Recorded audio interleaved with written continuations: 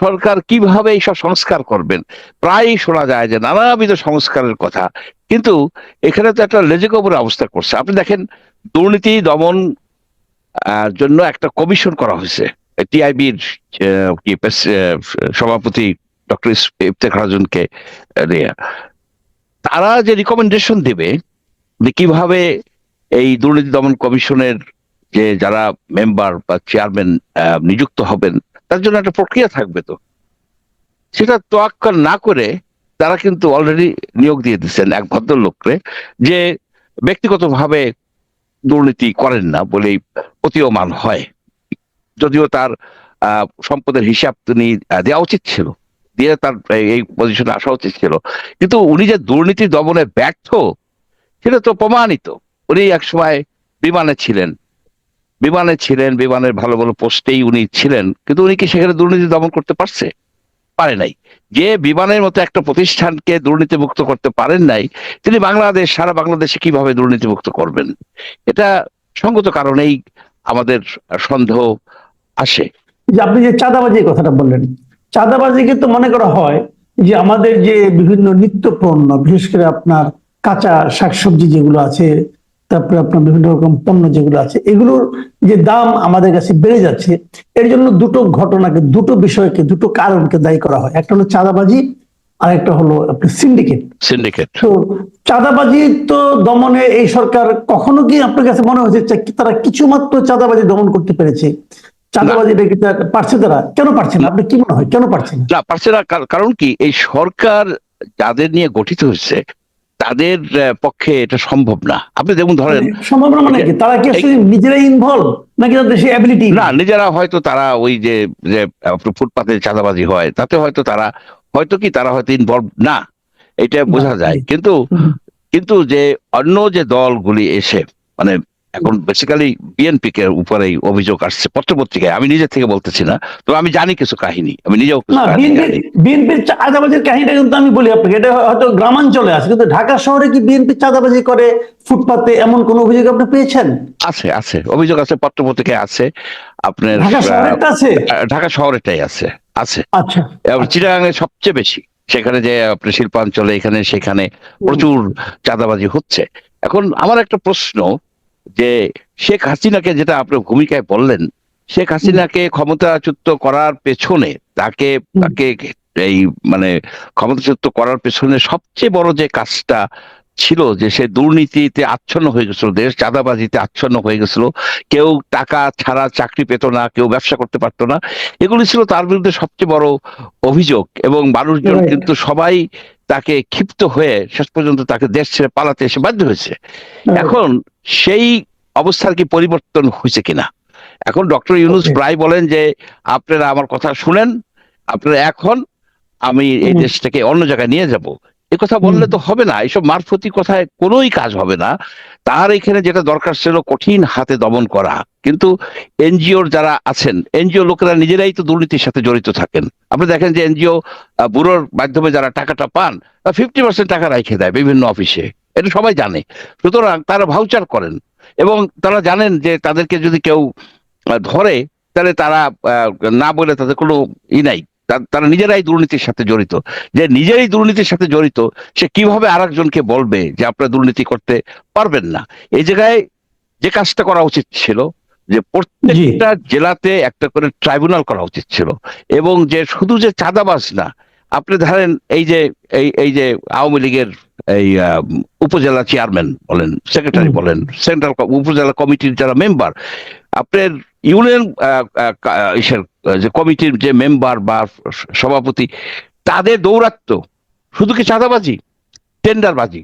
চাকরিতে যেতে হলে তাদেরকে রিকমেন্ডেশন সিস্টেম করে দিচ্ছিল, তাদের রিকমেন্ডেশন লাগবে, টাকা দিতে হবে। আওয়ামী লীগ আমলে। এখন এই যে দলিল, আপনি একটা জমি বিক্রি করতে যাবেন, এদের ছাড়া, এদেরকে টাকা না দিলে আপনি জমি বিক্রি করতে পারবেন না, কিনতেও পারবেন না। এরকম একটা দুঃসহ অবস্থা ছিল বলেই তো আজকে তাদের উৎখাত করা হয়েছে। কিন্তু সেগুলিকে অ্যাড্রেস করা হয়েছে? সেগুলি করার জন্য কি কোনো কিছু করা হয়েছে, হাসি হাসি কথা বললে তো হবে না। এরা তো টোটালি ফেল হয়ে গেছে। 4 মাসে আমি যারা দেখতেছি যে শেখ হাসিনার আমলের যে চাঁদাবাজি ছিল, দুর্নীতি ছিল, তার তো কিছুই কমে নাই। সুতরাং আমি মনে করি কি যে ডক্টর ইউনূসকে আমি একটা অ্যাডভাইস দিব। উনি তো অনেক জি। জ্ঞানী লোক, তারপরও আমাদের মতো ক্ষুদ্র বুদ্ধি লোকেরা, উনি রিসেট করুন। উনি তো মুক্তিযুদ্ধ শুধু রিসেট করে দিছে, উনার হুম। অ্যাডমিনিস্ট্রেশনকে উনি রিসেট করুক। উনি নতুন করে উনার মানে অ্যাডমিনিস্ট্রেশন, অ্যাডমিনিস্ট্রেটর মধ্যে আপনি কি বলতে চাচ্ছেন, যে প্রশাসন বলতে কি, মানে ওনার উপদেশটাকে রিসেট করতে উপদেষ্টা, বলতেছেন? আমি উপদেষ্টাকে উপদেশটা। রিসেট করতে বলতেছি, আমি আচ্ছা। উপদেষ্টাকে রিসেট করতে বলতেছি। এই যে আপনার যেসব উপদেষ্টাদের উনি নিছেন, তাদের হুম। কি এই চাঁদাবাজি সারা বাংলাদেশের 500 উপজেলায় চাঁদাবাজি বন্ধ করার মতো কোনো যোগ্যতা আছে, সাহস আছে? পারবে না, না আপনি তারা। তাহলে আপনি কি চাচ্ছেন? আপনি কি চাচ্ছেন যে আমি এই এই আমি চাচ্ছি, উপদেশদের এক চেয়ার থেকে আরেক চেয়ারে নিবে, নাকি পুরো না না না উপদেশটা না না না, ভিত্তিটাই এই চেঞ্জ চেয়ার করে আপনি, দিবে? আপনার মুস্তফা সরোয়ার ফারুক আপনি কোন চেয়ারে নেবেন? তাকে আপনি চেয়ার দিচ্ছেন কেন? কি যোগ্যতা আছে তার? আপনি যে তিনজন ছাত্রকে আপনি যে তিনজন ছাত্রকে আপনি এলজিএডির মতো একটা প্রতিষ্ঠানে, একটা মিনিস্ট্রিতে একজন ছাত্রকে দিচ্ছেন, আপনি কি সিভিল অ্যাডমিনিস্ট্রেশনের যেসব লোকজন তাদের কথা আপনি শুনেন? আমি শুনি। তারা বয়স হয়ে গেছে 55-60-এর কাছাকাছি, যেসব লোকজন সচিব, এডিশনাল সেক্রেটারি, আপনার জয়েন্ট সেক্রেটারি, তারা একটা ছাত্রর কাছে যাইয়ে তাদেরকে দাঁড়াইতে হয়। এটা আমাদের কালচারে যায় না, আমাদের কালচারে যায় না। তাদের কি অভিজ্ঞতা আছে বলেন? মেধাবী হলেই তো হবে না, তাদের কি অভিজ্ঞতা আছে? কি না, যে অভিজ্ঞতা, অভিজ্ঞতা মেধাবীর সঙ্গে কি আপনি সততাটাকে দেখবেন না? তারা হয়তো সৎ, সচলিত হবে না। সব অভিজ্ঞ তো এবং আমি মেধাবী, সে বলি, যদি চোর হয় তাহলে তার কিন্তু সৎ ভালো, হবে না, হবে অনভিজ্ঞ না, সৎ ভালো। হবে না। আপনার মেধাবী, সৎ, দক্ষতা, অভিজ্ঞতা আছে এরকম লোক কি বাংলাদেশে নাই? কথা বললে তো হবে না। আমি তো এগুলো নাই। সেজন্য আপনি 2-3জন ছাত্রকে নিয়ে আসবেন, যে কোনো, এটা হচ্ছে কি আমাদের চিন্তার দৈন্যতা, আমাদের এই যে কিন্তু একটা অনেকে তো গোল্ডেন। উল্টা কথা বলে মঞ্জুর ভাই, অনেকে তো উল্টা কথা বলে। উল্টা কথা বলে এই কারণে যে তাদের বয়স কম, এটা এই অযোগ্যতার কারণে তাদের যারা মেনে নিতে পারছে না, যে সমস্ত প্রবীণরা বয়স্করা, তারা বলে সেটা নাকি সেই প্রবীণদের চিন্তার দৈন্যতা। দিন তা আপনি এটা কি কিভাবে দেখবেন তাহলে? সেটা শুনেন, তাহলে এই যে আপনার যে কোনো যদি এক্সপেরিয়েন্সের দরকার না হয়, তাহলে প্রফেসর ডাইরেক্টলি নিয়োগ করেন না কেন একটা ছাত্রকে? আপনি কেন একজন সচিবকে ডাইরেক্টলি নিয়োগ করেন না কেন? আপনার কি জীবনের কোনো অভিজ্ঞতার প্রয়োজনই নাই? আপনার যে ইয়াং বয়সে 23-24 বছর একটা ছেলেকে আপনার একটা মিনিস্ট্রি দিবেন, সেখানে 10-15-20 হাজার অফিসার চাকরি করে, তাদের সকল সে কি তাদের দক্ষতা আছে? দক্ষতা থাকার কথা না। দেখেন, এটা আসল বাস্তবতা হচ্ছে কি, যেরকম গভর্নমেন্ট হয়, এরকম যে আপনি দেখেন একটা যে কি কেলেঙ্কারি হয়ে গেল, একটা ছেলে জনপ্রশাসনে, সেখানে আপনি অতি বৃদ্ধ একটা লোক আনছেন, যে বৃদ্ধ লোকটা সম্পূর্ণভাবে বিচ্ছিন্ন হয়ে গেছে, এই মুহিত চৌধুরী। একজন একটা ছেলেকে নিয়ে আসছেন, যে ছেলে এখন পর্যন্ত গ্রাজুয়েট হয় নাই। সে আইডিয়া দিবে যে কিভাবে এই অ্যাডমিনিস্ট্রেশনটা চলবে, কিভাবে সংস্কার হবে। সে আইডিয়া দিচ্ছে সাংবাদিকদের যে কি কোশ্চেন করবে। এই ছেলেটার তো আমি কোনো জ্ঞান বিবেচনার কোনো এই দেখি না, যে সে এইসব ঝানু ঝানু সাংবাদিকদের বলতেছে আপনাদের কোশ্চেন করা উচিত ছিল। আমি দেখছি সেটা, আই ওয়াজ সারপ্রাইজ যে কিভাবে এখানে যে টোটাল সিভিল অ্যাডমিনিস্ট্রেশনটাকে তারা সম্পূর্ণভাবে একেবারে নষ্ট করে দিতেছে। এখনো তাহলে সময় আপনার আছে। কি মনে হয় যে তাহলে এই সরকার তাহলে এই ক্ষেত্রে ব্যর্থ, চাঁদাবাজি থামাতে ব্যর্থ, দুর্নীতি থামাতে ব্যর্থ বলছেন আপনি? তাহলে এই সরকারের সাফল্যটা কোথায়, কোন জায়গায় তারা সফল? দেখেন, দেশের মানুষ কিন্তু এই সরকারের বিরুদ্ধে এখনো ফুঁসে উঠছে না। কাজে নিশ্চয়ই কোনো না কোনো জায়গা আছে যে পয়েন্টে দেশের মানুষ তাদেরকে পছন্দ করছে, সেটা কোথায়? আপনি শোনেন, ওই যে ইসে আছে না, যে লক্ষণ রেখা, জি। লক্ষণ রেখা যখন অতিক্রম করে যায়, তখন কিন্তু ফুঁসে উঠছে। আপনি কি শেখ হাসিনার এগেনস্টে প্রথম দিনেই যখনই সে এইসব দুর্নীতি শুরু করছে, তারপরের দিনই কি সব ফুঁসে উঠছে? ফুঁসে উঠে নাই। এটা জিনিসটা হয় কি, সবসময় তো জনগণ ফুঁসে উঠে না, তাদের ভিতরে একটা ডিসকন্টেন্ট থাকে। সেই ডিসকন্টেন্টটা আপনি সমাজে গেলেই আমরা বুঝতে পারি যে দে আর নট স্যাটিসফাইড। তারা যে আশা করছিল যে ডিক্টেটরের হাত থেকে দেশ মুক্ত হয়েছে, এখানে সুদূর প্রসারী সব আপনার হবে, আর কি বলে, সংস্কার হবে। আপনি সবকিছু সংস্কার করতে যান কেন? আপনার তো সেই ম্যান্ডেট দেওয়া হয় নাই।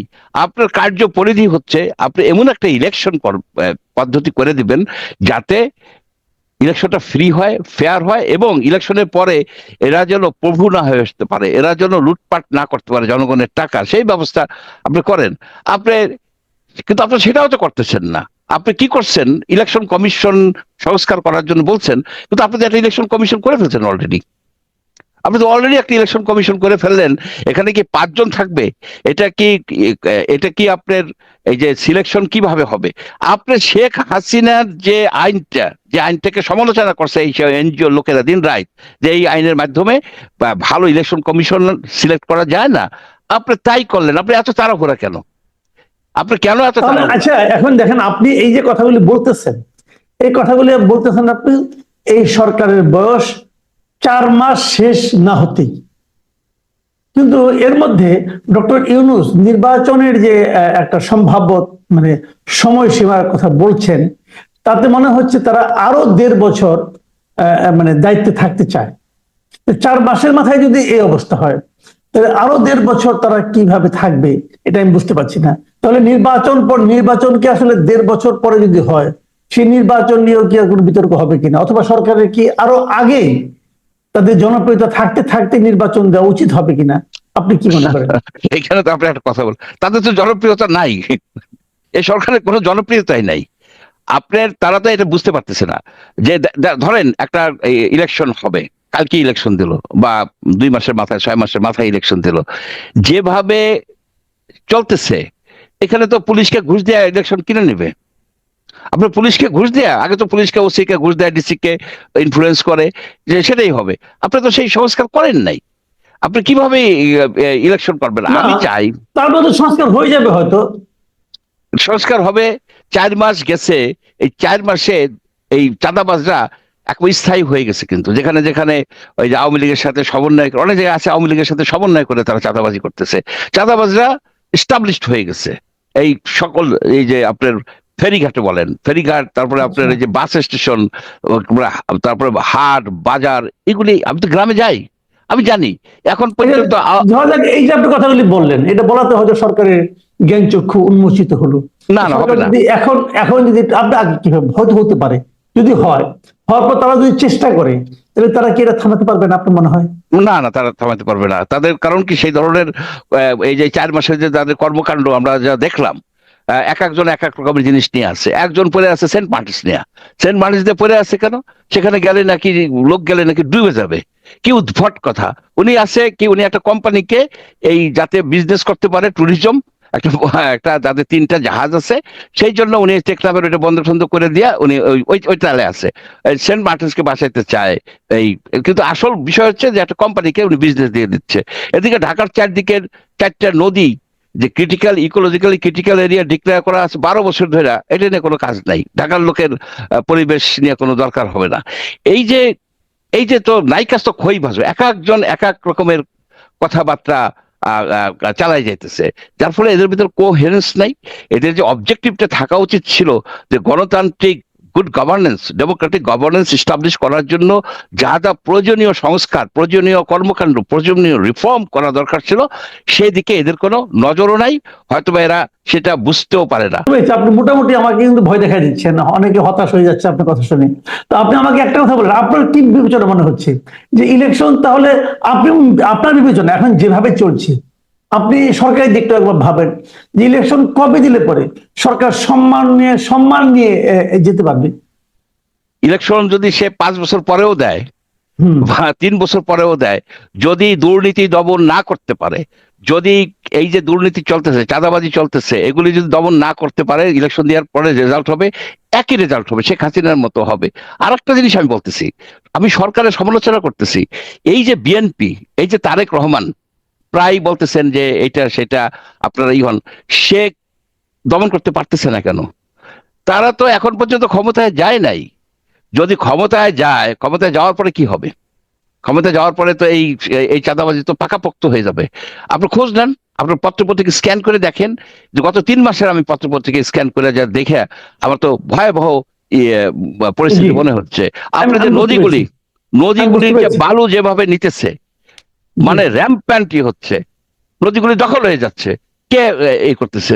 আমার তো ধারণা ছিল যে এই সরকার এগুলিকে স্ট্রংলি দমন করবে, কিন্তু এটা সম্পূর্ণভাবে ব্যর্থ